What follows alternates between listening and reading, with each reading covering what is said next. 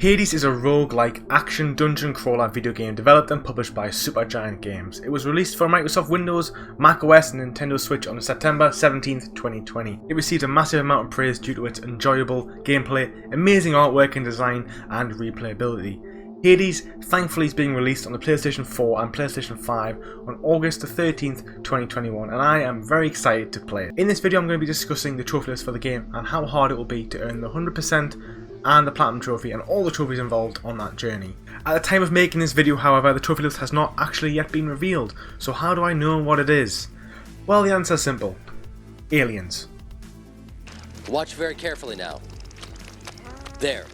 So, because it was released last year on Steam, it had Steam achievements, and then alongside that the Xbox achievement list has actually been released on True Achievements as well.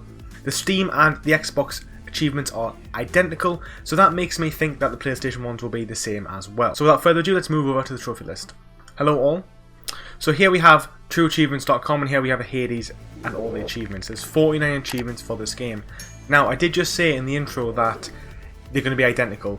There will be slight differences in the amount of gamer score and the amount of trophies available. There's going to be a Platinum Trophy, so Hades may have 50 trophies instead of the 49. It's going to have 49 base and then an extra one for the 50 being the Platinum. Thankfully though, because this game has been out for like 8-9 months at this time on Steam, and Steam has achievements, and there's actually a very niche amount of PC gamers who actually care about 100% in games. Just as crazy, we need to meet these guys. Us trophy hunters need to meet these PC hardcore gamers because we're like kindred spirits.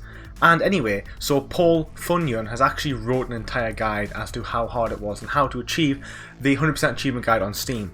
So the question is, am I just going to talk about his guide and just use his content? Yes. You son of a bitch. Let's talk about what he's wrote and then let's look at the trophies. So he has wrote that the difficulty for this game is a 7 out of 10, 49 achievements. As I've said, for the PlayStation there'll probably be 50 including the Platinum Trophy. Completion time of 75 hours plus, so it's not that specific, but we know it's at least 75 hours, and a minimum of 80 run times. Now I have looked at some other guides in some forums as well, and some people have been saying easily over 100 runs to get the 100% in this game. Now that does sound pretty daunting, but I must remind you it is a roguelike game, meaning that some playthroughs might only take you 30 minutes, 40 minutes, 2 hours, 3 hours, 4 hours.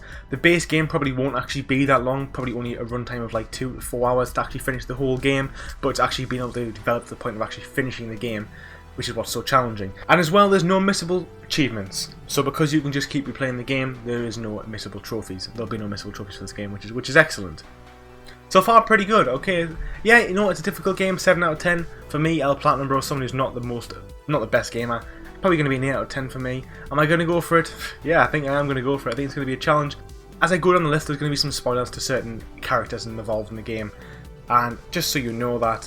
So looking down, the first couple of achievements are just for finishing the first, second floor bosses, third floor bosses, escaping for the first time, completing the main story, which it turns out you have to escape 10 times to do so. So Paul Funyon has actually been nice enough to write a description of each of these achievements as well, so we have a good idea as to how we would earn each trophy or achievement. And then we've got an epilogue, so after beating the game 10 times, something will happen. I'm going to blur this out so you can't see it, because that's a bit of a spoiler. You know, pretty standard stuff. There's a few of them, there'll probably be a gold there, I imagine, scattered in there. The rest will be bronzes, maybe a cheeky silver. We've then got some miscellaneous stuff for speaking to characters, for finding the codex entries, which sounds easy enough. You can do it by accepting boons from the Olympians, sort of like side missions, I imagine. Petting Cerberus 10 times. Ooh, I love a little trophy that has me involving petting an animal. It's you know, I'm all for that. I want like a pet dog in my real life, pet dog in my video games, and I'm a happy guy. So we've got a few trophies here tied to nectar to characters. So when you give nectar to characters, you earn achievements, but then they allow you to unlock certain things throughout the game as the game progresses. You level up your relationship with those characters, which allows you to upgrade your weapons and stuff like that, I imagine. Then got a few collectibles, or again based around the characters. So basically the Olympians will be in like your hub world.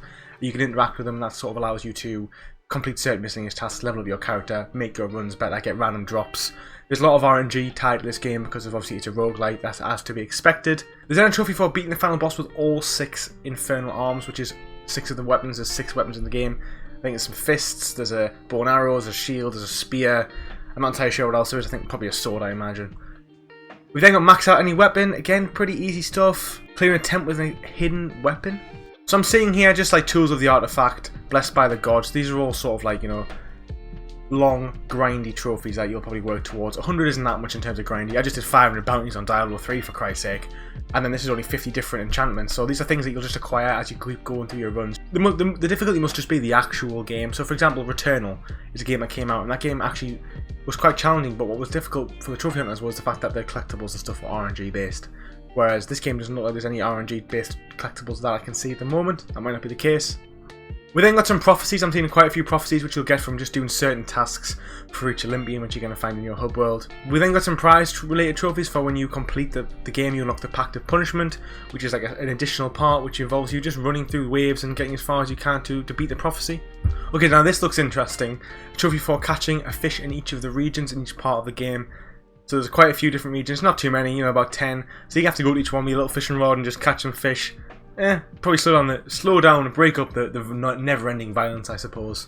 Now, I'm just looking through the forum because I'm a little nosy bugger and I want to see what people were saying most recently, and there's actually some difficulty-based settings in the game, and in fact, some of them, it is saying that God mode, you can actually earn achievements in God mode, which actually makes the game considerably easier, which means that you might not actually struggle that much. Who knows if that'll apply? Some people are saying it does, some people are saying it doesn't work. So, who knows if actually you'll be able to use God mode for the actual game. That would make this game like a 3 or 4 or 10, I imagine, if there's a mode that reduces your damage taken by 80%. That's pretty crazy. Don't know how I feel about that, just ruining the difficulty of a roguelike. The thing is though with roguelike games is if there's no difficulty, the difficulty is replaced with just extreme tedium and extreme boredom. So if you've got a 100-hour game and it's easy for after 20 hours, then 80 hours is grind, and that's kind of what I've had recently with Diablo. It was 130 hours to earn the platinum for me, and after 60 hours I was just done with the game. It was easy and I just had to just repetitively grind through it. But if you take like Bloodborne, bring the challenge dungeons towards the end, they're really difficult and they keep you engaged because they're so hard. Same with Remnant from the Ashes as well. The survival mode on that game was so hard, it kept you so engaged the whole time. So I hope that we'll see if that actually works or not, because clearly they're having a bit of a debate through the forum about whether or not it works or not. And they might have things in place to counteract trophies that Steam didn't have. So what are my thoughts on Hades trophy list / achievement list / Steam achievement list? So it looks like it's just a combination of main story, side content including the boons and doing certain missions for certain Olympians, and then leveling up your weapons and doing a few collectibles here and there. It sounds like quite a acceptable and realistic trophy list. I think it's going to be some challenge. I think obviously you're going to spend 20-30 hours actually getting the grips of the game, actually just running through the game, developing your character, figuring out where everything is, learning how to use the weapons, collecting the boons, beating the bosses. But then there might be a anywhere from a 40 to 100 hour grind depending on your ability and depending on how things land for you, depending on your runs. Obviously every run's RNG based, but you can level up your skills coherently as well. And it's just going to depend on you and your luck, unfortunately, your skill and your luck. That's the thing with RNG based games. You need a bit of both. You need a bit of skill, but you also need that little bit of luck.